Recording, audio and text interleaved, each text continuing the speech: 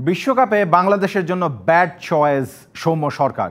বারবার সুযোগ পেয়েও ব্যাট হাতে হতাশ করেই চলেছেন এই টাইগার ওপেনার। শ্রীলঙ্কার সাথে রানের খাতা খোলার আগেই আউট হয়ে এই বাঁহাতি গড়েছেন আন্তর্জাতিক টি-20তে সবচেয়ে বেশিবার শূন্য রানে আউট হওয়ার অনন্য এক রেকর্ড। আন্তর্জাতিক টি-20তে শুরুটা হয়েছিল শূন্য রানের ইনিংস দিয়েই। 2015 সালে পাকিস্তানের বিপক্ষে কোনো বল না খেলেই শূন্য রানে ফিরেছিলেন সৌম্য সরকার।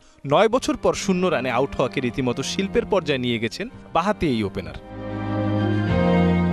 এখন পর্যন্ত 84টি আন্তর্জাতিক টি-20 খেলে ফেললেও গড় মাত্র 17.7। ব্যাট হাতে 83 ইনিংসের 13টিতেই শূন্য রানে ফিরেছেন Soumya.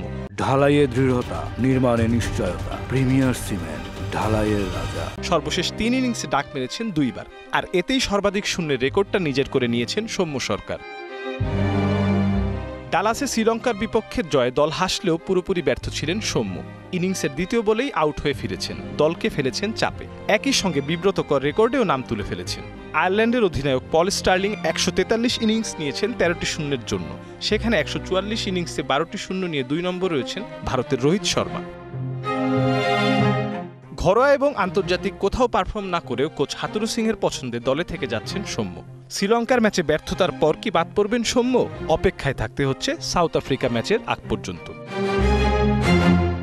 Mirza Sanowar Hossain, DBC news desk.